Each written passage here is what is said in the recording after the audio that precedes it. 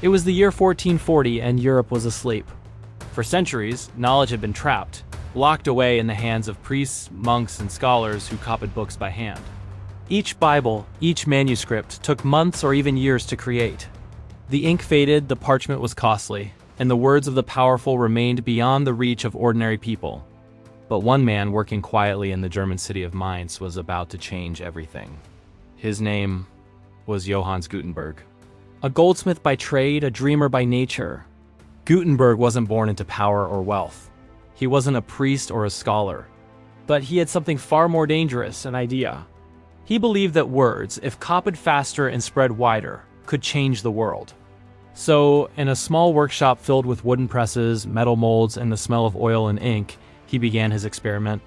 He combined existing ideas, the screw press used in winemaking, the concept of movable type from Asia, and the chemistry of inks, into something entirely new: the printing press. At first, it looked simple. Blocks of metal letters arranged to form a page, pressed onto paper with ink. But in reality, it was a revolution disguised as a machine. When Gutenberg printed his first major work, the Gutenberg Bible, around 1455, Europe changed overnight. For the first time, books were identical, affordable, and mass-produced.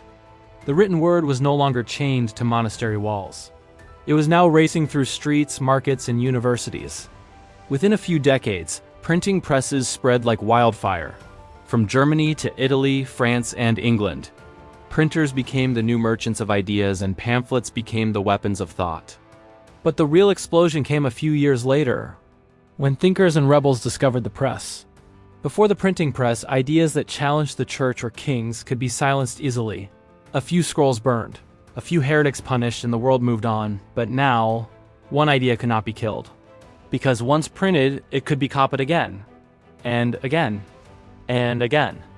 By the early 1500s, this machine of metal and ink gave birth to something unstoppable: the Reformation. In 1517, Martin Luther, a German monk, nailed his 95 Theses to a church door, a list of grievances against the Catholic Church. Before Gutenberg's invention, this would have been a local protest, a small whisper in a distant corner of Europe. But the press turned that whisper into a roar. Within weeks, thousands of copies of Luther's words spread across Germany. Within months, across Europe. People who had never seen the Bible before could now read it themselves, in their own languages. For the first time, they didn't need priests to tell them what to believe.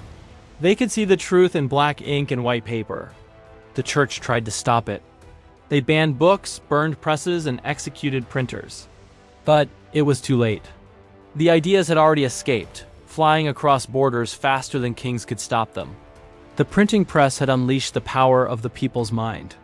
By the 1600s, printed books and pamphlets were everywhere. They fueled revolutions in science, religion, and politics. When Copernicus printed his theory that the Earth orbited the Sun, it challenged centuries of belief. When Galileo's work spread, they lit fires of curiosity and defiance. And later, in the 18th century, those same presses would carry the words of revolutionaries: Voltaire, Rousseau, and Jefferson, the thinkers who would shape the Enlightenment and democracy itself.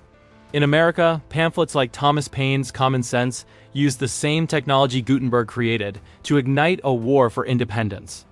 In France, newspapers printed the cries of a hungry people against their king. From the Reformation to the Renaissance, from revolutions to republics, one invention had tied them all together. Centuries later, historians would call it the beginning of the information age, but for the people of the 15th century, it was something even more profound: the birth of freedom through knowledge. Gutenberg never became rich. He died in relative obscurity, but his invention outlived him by centuries, whispering, shouting, and printing ideas that built the modern world. Today, when you scroll through your phone, when you share a post, or when you read a headline, you're witnessing the same revolution he began. The same spark that turned silent parchment into a world of voices. All because one man in a dimly lit workshop believed that words could move the world. This was the story of how the printing press didn't just print books. It printed a revolution.